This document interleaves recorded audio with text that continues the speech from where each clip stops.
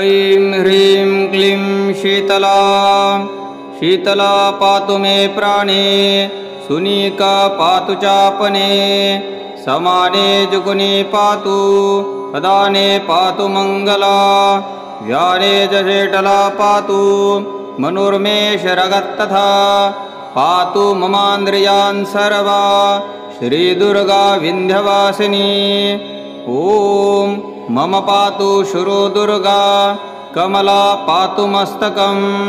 ह्रीं मे पातु भ्रुवोर्मध्ये भवानी भुवनेश्वरी पातु मे मधुमिता देवी। ओंकारं भ्रुकुटीद्वयं नासिकायां शारदा पातु तमसा वत्ससंयुतं नेत्रोज्ज्वालामुखी पातु भीषणा पातु शुरुर्मे कपोलो कालिका पातु सुमुखो पातु चोष्ठयोः स्कन्धयो त्रिपुरा पातु दन्ते च रक्तदन्तिका जिह्वां सरस्वती पातु तालुके च वाग्वर्धिनी कण्ठे पातु तु मातङ्गी ग्रीवायां भद्रकालिका स्कन्धो च पातु मे छिन्ना मुकुटे स्कन्धमातरः बाहुर्युग्मे च मे पातु श्रीदेवी बगलामुखी करो मे भैरवी पातु पृष्ठे पातु धनुर्धरी वक्षस्थले च मे पातु दुर्गा महिषमर्दिनी हृदये ललिता पातु कुक्षो पातु महेश्वरी पार्श्वो च गिरिजा पातु अन्नपूर्णा चोदचोदरं नाभिं नारायणे पातु कटिं मे सर्वमङ्गला जङ्घरयो मे सदा पातु देवी कात्यायनी पुरा ब्रह्मणे शिष्णं पातु वृषयं पातु कपालिनी गुह्यं गुह्येश्वरी पातु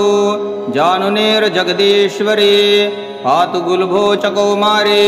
पातपृष्ठं च वैष्णवी वराही पातु लात्पाग्रे ऐन्द्राग्नि मम सर्वशु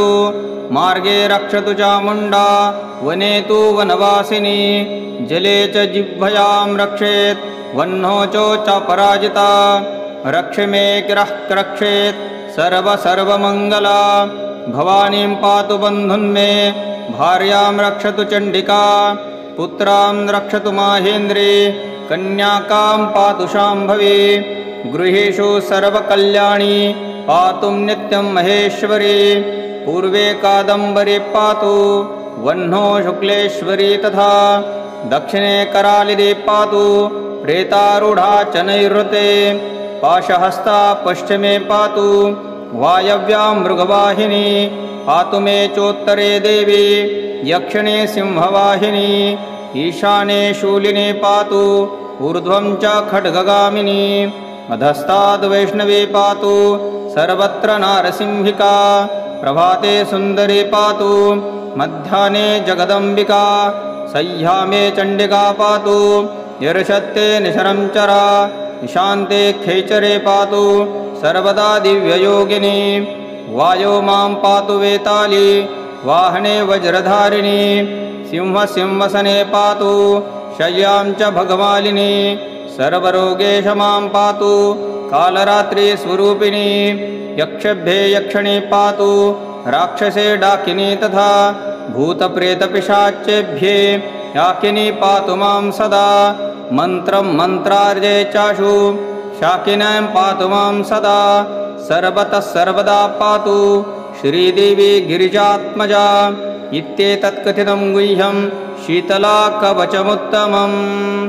ब्रह्मराक्षसवेताला कुष्मणा दानवादजः विस्फोटकभयं नास्ति पठाद्धारयद्यते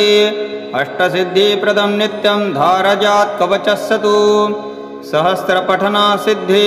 सर्वकामार्थसिद्धिदं यदि तं चार्धदा वाज पाठयेद्दाग्रमानसः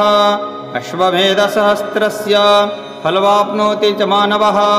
शीतलाग्रे पठेद् यव्वे देवी भक्ते कमानसः शीतला रक्षये नित्यं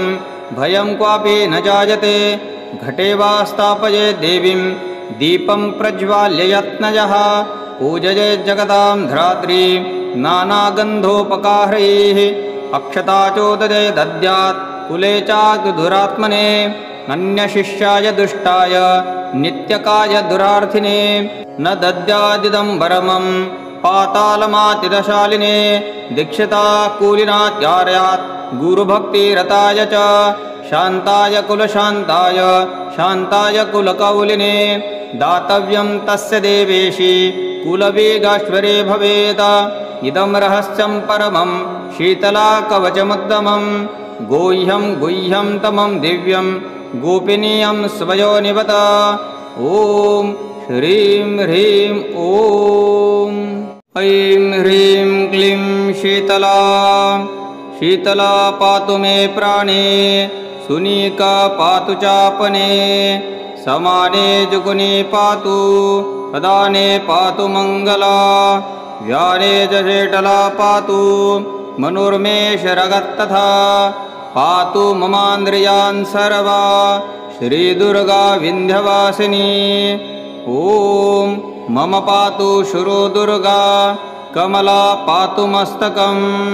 ह्रीं मे पातु भ्रुवोर्मध्ये भवानी भुवनेश्वरी पातु मे मधुमिता देवी ओङ्कारं भ्रुकुटीद्वयं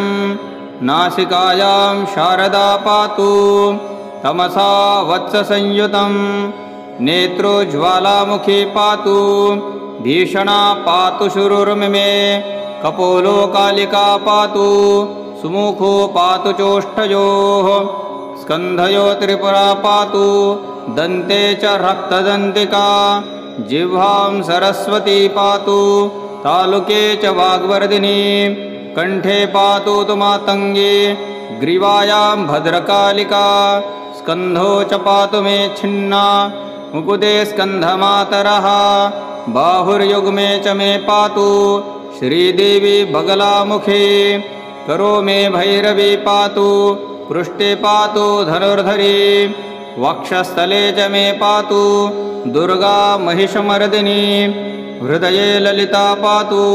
कुक्षो पातु महेश्वरी पार्श्वो च गिरिजा पातु अन्नपूर्णा चोदचोदरं नाभिं नारायणे पातु कटिं मे सर्वमङ्गला जङ्घरयो मे सदा पातु देवी कात्यायनी पुरा ब्रह्मणे शिष्णं पातु वृषयं पातु कपालिनी गुह्यं गुह्येश्वरी पातु जानुनेर्जगदीश्वरी पातु गुल्भो च कौमारी पातपृष्ठं च वैष्णवी वराही पातु लात्पाग्रे ऐन्द्राग्नि मम सर्वशु मार्गे रक्षतु चामुण्डा वने तु वनवासिनी जले च जिह्वयां रक्षेत् वह्नौ च पराजिता रक्ष मे किरः रक्षेत् सर्वमङ्गला भवानीं पातु बन्धुन्मे भार्यां रक्षतु चण्डिका पुत्रां रक्षतु माहेन्द्री कन्याकां पातु शाम्भवी गृहेषु सर्वकल्याणी पातुं नित्यं महेश्वरी पूर्वे कादम्बरी पातु वह्नौ शुक्लेश्वरी तथा दक्षिणे करालिदी पातु प्रेतारूढा च नैऋते पाशहस्ता पश्चिमे पातु वायव्यां मृगवाहिनी पातु मे चोत्तरे देवी यक्षिणी सिंहवाहिनी ईशाने शूलिनी पातु ऊर्ध्वं च खड्गगामिनी अधस्ताद्वैष्णवी पातु सर्वत्र नारसिंहिका प्रभाते सुन्दरी पातु मध्याह्ने जगदम्बिका सह्यामे चण्डिका पातु यर्षत्ते निशरं चरा ईशान्ते खेचरे पातु सर्वदा दिव्ययोगिनी वायो मां पातु वेताली वाहने वज्रधारिणी सिंहसने पातु शय्यां च भगमालिनी सर्वरोगेश मां पातु कालरात्रिस्वरूपिणी यक्षभ्ये यक्षिणी पातु राक्षसे डाकिनी तथा भूतप्रेतपिशाच्येभ्ये याकिनी पातु मां सदा मन्त्रं मन्त्रार्जे चाशु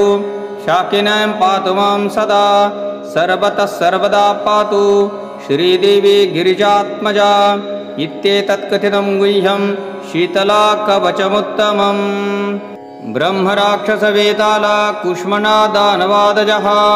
विस्फोटकभयं नास्ति पठात् धारयद्यते अष्टसिद्धिप्रदं नित्यं धारयात् कवचस्य तु सहस्रपठना सिद्धि सर्वकामार्थसिद्धिदं यदि तं चार्धदा वाज पाठयेद्दाग्रमानसः अश्वमेधसहस्रस्य फलवाप्नोति च मानवः शीतलाग्रे पठेद् यव्वे देवे भक्ते कमानसः शीतला रक्षये नित्यं भयं क्वापि न जायते घटे वा स्थापये देवीं दीपं प्रज्वाल्य यत्नयः पूजये जगतां धरात्री नानागन्धोपकारैः अक्षता चोदये दद्यात् कुले चाग्धुरात्मने अन्यशिष्याय दुष्टाय नित्यकाय दुरार्थिने न दद्यादिदं वरमं पातालमातिदशालिने दीक्षिता कूलिनात्यार्यात् गुरुभक्तिरताय च शान्ताय कुलशान्ताय शान्ताय कुलकौलिने दातव्यं तस्य देवेशि कुलवेगाश्वरे भवेत् इदं रहस्यं परमं शीतला कवचमुत्तमं गोह्यं गुह्यं तमं दिव्यं गोपिनीयं स्वयोनिवत ॐ श्रीं ह्रीं ॐ ऐं ह्रीं क्लीं शीतला शीतला पातु मे प्राणे सुनीका पातु चापने समाने जुगुनी पातु प्रदाने पातु मङ्गला व्याने च शेटला पातु मनुर्मे शरगत्तथा पातु ममान्द्रियान् सर्वा श्रीदुर्गा विन्ध्यवासिनी ॐ मम पातु शुरो दुर्गा कमला पातु मस्तकं ह्रीं मे पातु भ्रुवोर्मध्ये भवानी भुवनेश्वरी पातु मे मधुमिता देवी ओङ्कारं भ्रुकुटीद्वयं नासिकायां शारदा पातु तमसा वत्ससंयुतं नेत्रोज्ज्वालामुखी पातु भीषणा पातु शुरुर्मिमे कपोलो कालिका पातु सुमुखो पातु चोष्ठयोः स्कन्धयो त्रिपुरा पातु दन्ते च रक्तदन्तिका जिह्वां सरस्वती पातु तालुके च वाग्वर्धिनी कण्ठे पातु तु मातङ्गी ग्रीवायां भद्रकालिका स्कन्धो च पातु मे छिन्ना मुकुटे स्कन्धमातरः बाहुर्युग्मे च मे पातु श्रीदेवी बगलामुखी करो मे भैरवी पातु पृष्ठे पातु धनुर्धरी वक्षस्थले च मे पातु दुर्गा महिषमर्दिनी हृदये ललिता पातु कुक्षो पातु महेश्वरी पार्श्वो च गिरिजा पातु अन्नपूर्णा चोदचोदरं नाभिं नारायणे पातु कटिं मे सर्वमङ्गला जङ्घरयो मे सदा पातु देवी कात्यायनी पुरा ब्रह्मणे शिष्णं पातु ऋषयं पातु कपालिनी गुह्यं गुह्येश्वरी पातु जानुनेर्जगदीश्वरी पातु गुल्भो च कौमारी पातपृष्ठं च वैष्णवी वराही पातु लात्पाग्रे ऐन्द्राग्नि मम सर्वशु मार्गे रक्षतु चामुण्डा वने तु वनवासिनी जले च जिह्वयां रक्षेत् वह्नौ च पराजिता रक्ष मे गिरः रक्षेत् सर्वमङ्गला भवानीं पातु बन्धुन्मे भार्यां रक्षतु चण्डिका पुत्रां रक्षतु माहेन्द्री कन्याकां पातु शाम्भवी गृहेषु सर्वकल्याणी पातुं नित्यं महेश्वरी पूर्वे कादम्बरी पातु वह्नौ शुक्लेश्वरी तथा दक्षिणे करालिनी पातु प्रेतारूढा च नैऋते पाशहस्ता पश्चिमे पातु वायव्यां मृगवाहिनी पातु मे चोत्तरे देवी यक्षिणे सिंहवाहिनी ईशाने शूलिनी पातु ऊर्ध्वं च खड्गगामिनी अधस्ताद्वैष्णवी पातु सर्वत्र नारसिंहिका प्रभाते सुन्दरी पातु मध्याह्ने जगदम्बिका सह्यामे चण्डिका पातु यर्षत्ते निशरं चरा ईशान्ते खैचरे पातु सर्वदा दिव्ययोगिनी वायो मां पातु वेताली वाहने वज्रधारिणी सिंहसिंहासने पातु शय्यां च भगमालिनी सर्वरोगेश मां पातु कालरात्रि स्वरूपिणी यक्षभ्ये यक्षिणी पातु राक्षसे डाकिनी तथा भूतप्रेतपिशाच्येभ्ये याकिनी पातु मां सदा मन्त्रं मन्त्रार्जे चाशु शाकिनीं पातु मां सदा सर्वतः सर्वदा पातु श्रीदेवी गिरिजात्मजा इत्येतत्कथितं गुह्यं शीतला कवचमुत्तमम् ब्रह्मराक्षसवेताला कुष्मणा दानवादजः विस्फोटकभयं नास्ति पठाद्धारयद्यते अष्टसिद्धिप्रदं नित्यं धारयात् कवचस्य तु सहस्रपठनासिद्धि सर्वकामार्थसिद्धिदं यदि तं चार्धदा वाज पाठयेद्दाग्रमानसः अश्वमेधसहस्रस्य फलवाप्नोति च मानवः शीतलाग्रे पठेद् यव्वे देवे भक्ते कमानसः शीतला रक्षये नित्यं भयं क्वापि न जायते घटे वा स्थापये देवीं दीपं प्रज्वाल्य यत्नजः पूजये जगतां धरात्री नानागन्धोपकारैः अक्षताचोदये दद्यात् कुले चाग्धुरात्मने अन्यशिष्याय दुष्टाय नित्यकाय दुरार्थिने न दद्यादिदं वरमं पातालमातिदशालिने दीक्षिता कूलिनात्यार्यात् गुरुभक्तिरताय च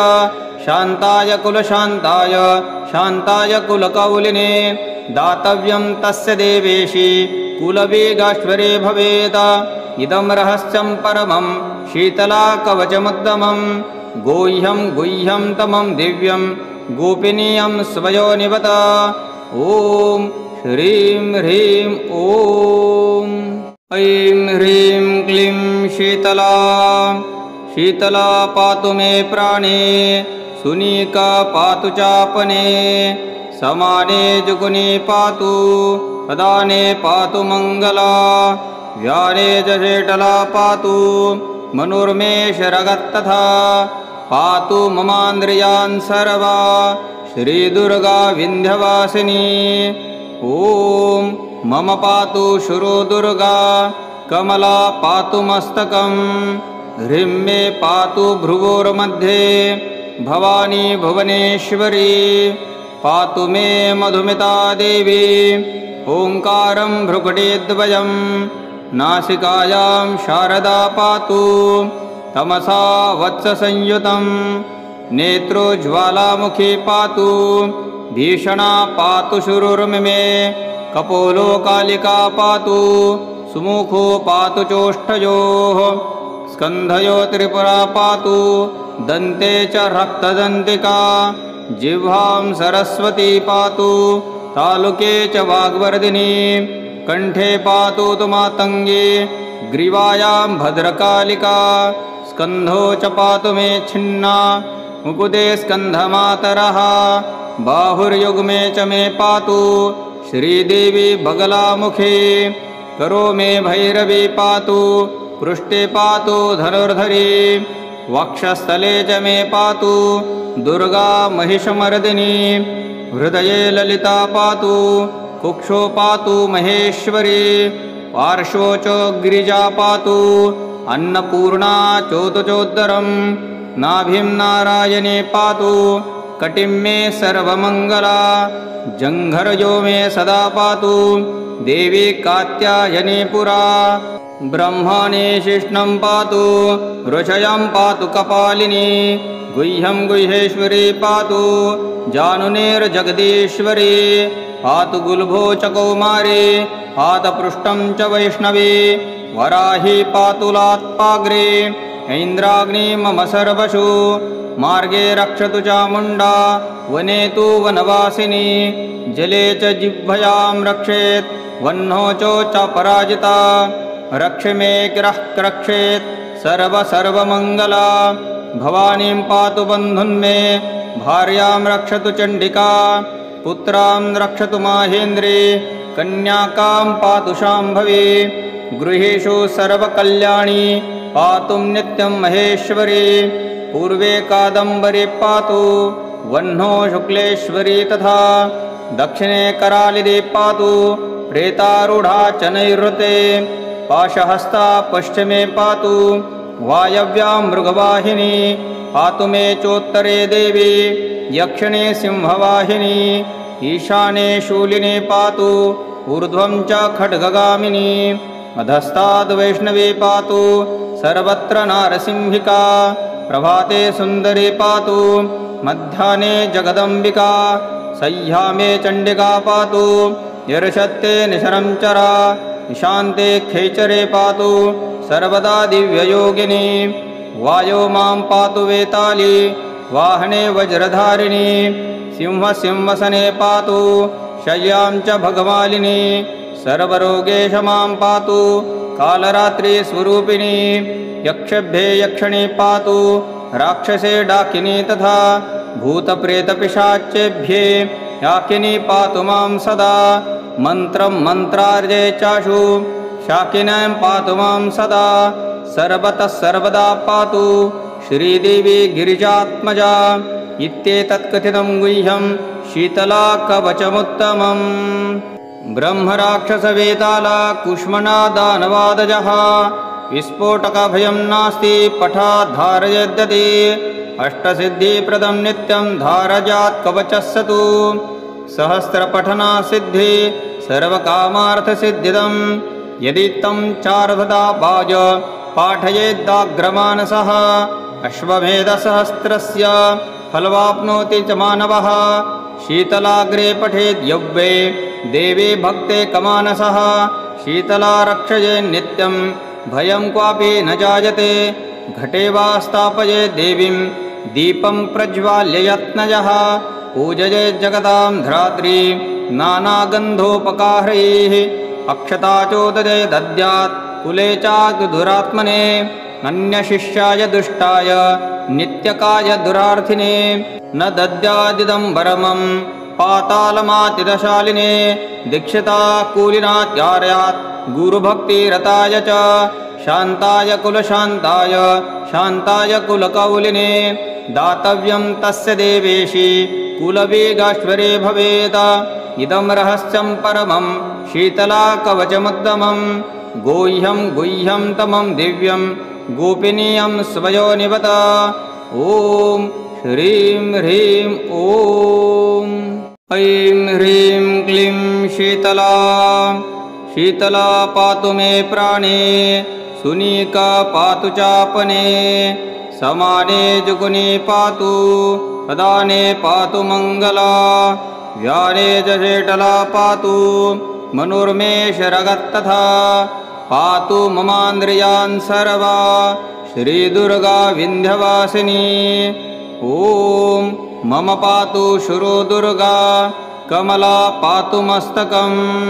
ह्रीं मे पातु भ्रुवोर्मध्ये भवानी भुवनेश्वरी पातु मे मधुमिता देवी ओङ्कारं भ्रुकुटीद्वयं नासिकायां शारदा पातु तमसा वत्ससंयुतं नेत्रोज्ज्वालामुखी पातु भीषणा पातु शुरुर्मिमे कपोलो कालिका पातु सुमुखो पातु चोष्ठयोः स्कन्धयो त्रिपुरा पातु दन्ते च रक्तदन्तिका जिह्वां सरस्वती पातु तालुके च वाग्वर्धिनी कण्ठे पातु तु मातङ्गी ग्रीवायां भद्रकालिका स्कन्धो च पातु मे छिन्ना मुकुटे स्कन्धमातरः बाहुर्युग्मे च मे पातु श्रीदेवी बगलामुखी करो मे भैरवी पातु पृष्ठे पातु धनुर्धरी वक्षस्थले च मे पातु दुर्गा महिषमर्दिनी हृदये ललिता पातु कुक्षो पातु महेश्वरी पार्श्वो च गिरिजा पातु अन्नपूर्णा चोदचोदरं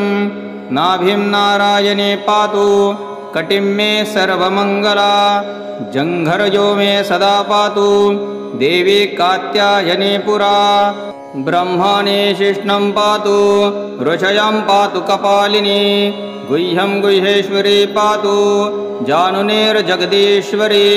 पातु गुल्भो च कौमारी पातपृष्ठं च वैष्णवी वराही पातु लात्पाग्रे ऐन्द्राग्नि मम सर्वशु मार्गे रक्षतु चामुण्डा वने तु वनवासिनी जले च जिह्वयां रक्षेत् वह्नो च पराजिता रक्ष मे किरः रक्षेत् सर्वमङ्गला भवानीं पातु बन्धुन्मे भार्यां रक्षतु चण्डिका पुत्रां रक्षतु माहेन्द्री कन्याकां पातु शाम्भवी गृहेषु सर्वकल्याणी पातुं नित्यं महेश्वरी पूर्वे कादम्बरी पातु वह्नो शुक्लेश्वरी तथा दक्षिणे करालिनी पातु प्रेतारूढा च नैऋते पाशहस्ता पश्चिमे पातु वायव्यां मृगवाहिनी पातु मे चोत्तरे देवी यक्षिणे सिंहवाहिनी ईशाने शूलिनी पातु ऊर्ध्वं च खड्गगामिनी अधस्ताद्वैष्णवी पातु सर्वत्र नारसिंहिका प्रभाते सुन्दरी पातु मध्याह्ने जगदम्बिका सह्यामे चण्डिका पातु यर्षत्ते निशरं चरा ईशान्ते खैचरे पातु सर्वदा दिव्ययोगिनी वायो मां पातु वेताली वाहने वज्रधारिणी सिंहसने पातु शय्यां च भगमालिनी सर्वरोगेश मां पातु कालरात्रिस्वरूपिणी यक्षभ्ये यक्षिणी पातु राक्षसे डाकिनी तथा भूतप्रेतपिशाच्येभ्ये याकिनी पातु मां सदा मन्त्रं मन्त्रार्जे चाशु शाकिनीं पातु मां सदा सर्वतः सर्वदा पातु श्रीदेवी गिरिजात्मजा इत्येतत्कथितं गुह्यं शीतला कवचमुत्तमम् ब्रह्मराक्षसवेताला कुष्मणा दानवादजः विस्फोटकभयं नास्ति पठाद्धारयद्यते अष्टसिद्धिप्रदं नित्यं धारजात् कवचस्य तु सहस्रपठना सिद्धि सर्वकामार्थसिद्धिदं यदि तं चार्धदा वाज पाठयेद्दाग्रमानसः अश्वमेधसहस्रस्य फलवाप्नोति च मानवः शीतलाग्रे पठेद् यव्वे देवे भक्ते कमानसः शीतला रक्षये नित्यं भयं क्वापि न जायते घटे वा स्थापये देवीं दीपं प्रज्वाल्य यत्नयः पूजये जगतां धरात्री नानागन्धोपकारैः अक्षता चोदये दद्यात् कुले चाग्धुरात्मने अन्यशिष्याय दुष्टाय नित्यकाय दुरार्थिने न दद्यादिदं वरमं पातालमातिदशालिने दीक्षिता कूलिनात्यार्यात् गुरुभक्तिरताय च शान्ताय कुलशान्ताय शान्ताय कुलकौलिने दातव्यं तस्य देवेशी कुलवेगाश्वरे भवेत् इदं रहस्यं परमं शीतला कवचमुत्तमं गोह्यं गुह्यं तमं दिव्यं गोपिनीयं स्वयोनिवत ॐ श्रीं ह्रीं ॐ ऐं ह्रीं क्लीं शीतला शीतला पातु मे प्राणे सुनीका पातु चापने समाने जुगुनी पातु प्रदाने पातु मङ्गला व्याने च शेटला पातु मनुर्मे शरगत्तथा पातु ममान्द्रियान् सर्वा श्रीदुर्गा विन्ध्यवासिनी ॐ मम पातु शुरो दुर्गा कमला पातु मस्तकं ह्रीं मे पातु भ्रुवोर्मध्ये भवानी भुवनेश्वरी पातु मे मधुमिता देवी ओङ्कारं भ्रुकुटीद्वयं नासिकायां शारदा पातु तमसा वत्ससंयुतं नेत्रोज्ज्वालामुखी पातु भीषणा पातु शुरुर्मिमे कपोलो कालिका पातु सुमुखो पातु चोष्ठयोः स्कन्धयो त्रिपुरा पातु दन्ते च रक्तदन्तिका जिह्वां सरस्वती पातु तालुके च वाग्वर्धिनी कण्ठे पातु तु मातङ्गी ग्रीवायां भद्रकालिका स्कन्धो च पातु मे छिन्ना मुकुटे स्कन्धमातरः बाहुर्युग्मे च मे पातु श्रीदेवी बगलामुखे करो मे भैरवी पातु पृष्ठे पातु धनुर्धरी वक्षस्थले च मे पातु दुर्गा महिषमर्दिनी हृदये ललिता पातु कुक्षो पातु महेश्वरी पार्श्वो च गिरिजा पातु अन्नपूर्णा चोदचोदरं नाभिं नारायणे पातु कटिं मे सर्वमङ्गला जङ्घरजो मे सदा पातु देवी कात्यायनी पुरा ब्रह्मणे शिष्णं पातु ऋषयं पातु कपालिनी गुह्यं गुह्येश्वरी पातु जानुनेर्जगदीश्वरी पातु गुल्भो च कौमारी पातपृष्ठं च वैष्णवी वराही पातु लात्पाग्रे ऐन्द्राग्नि मम सर्वशु मार्गे रक्षतु चामुण्डा वने तु वनवासिनी जले च जिह्वयां रक्षेत् वह्नौ च पराजिता रक्ष मे किरः रक्षेत् सर्वमङ्गला भवानीं पातु बन्धुन्मे भार्यां रक्षतु चण्डिका पुत्रां रक्षतु माहेन्द्री कन्याकां पातु शाम्भवी गृहेषु सर्वकल्याणी पातुं नित्यं महेश्वरी पूर्वे कादम्बरी पातु वह्नौ शुक्लेश्वरी तथा दक्षिणे करालिनी पातु प्रेतारूढा च नैऋते पाशहस्ता पश्चिमे पातु वायव्यां मृगवाहिनी पातु मे चोत्तरे देवी यक्षिणे सिंहवाहिनी ईशाने शूलिनी पातु ऊर्ध्वं च खड्गगामिनी अधस्ताद्वैष्णवी पातु सर्वत्र नारसिंहिका प्रभाते सुन्दरी पातु मध्याह्ने जगदम्बिका सह्यामे चण्डिका पातु यर्षत्ते निशरं चरा ईशान्ते खैचरे पातु सर्वदा दिव्ययोगिनी वायो मां पातु वेताली वाहने वज्रधारिणी सिंहसने पातु शय्यां च भगमालिनी सर्वरोगेश मां पातु कालरात्रिस्वरूपिणी यक्षभ्ये यक्षिणी पातु राक्षसे डाकिनी तथा भूतप्रेतपिशाच्येभ्ये याकिनी पातु मां सदा मन्त्रं मन्त्रार्जे चाशु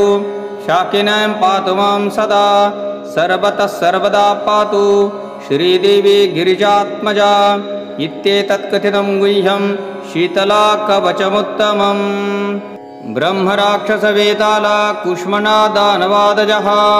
विस्फोटकभयं नास्ति पठाद्धारयद्यते अष्टसिद्धिप्रदं नित्यं धारजात् कवचस्य तु सहस्रपठना सिद्धि सर्वकामार्थसिद्धिदं यदि तं चार्धदा वाज पाठयेद्दाग्रमानसः अश्वमेधसहस्रस्य फलवाप्नोति च मानवः शीतलाग्रे पठेद् यव्वे देवी भक्ते कमानसः शीतला रक्षये नित्यं भयं क्वापि न जायते घटे वा स्थापये देवीं दीपं प्रज्वाल्य यत्नयः पूजये जगतां धात्री नानागन्धोपकारैः अक्षता चोदये दद्यात् कुले चाग्धुरात्मने अन्यशिष्याय दुष्टाय नित्यकाय दुरार्थिने न दद्यादिदं परमं पातालमातिदशालिने दीक्षिता कूलिनात्यार्यात् गुरुभक्तिरताय च शान्ताय कुलशान्ताय शान्ताय कुलकौलिने दातव्यं तस्य देवेशी कुलवेगाश्वरे भवेत् इदं रहस्यं परमं शीतला कवचमुत्तमं गोह्यं गुह्यं तमं दिव्यं गोपिनीयं स्वयोनिवत ॐ श्रीं ह्रीं ॐ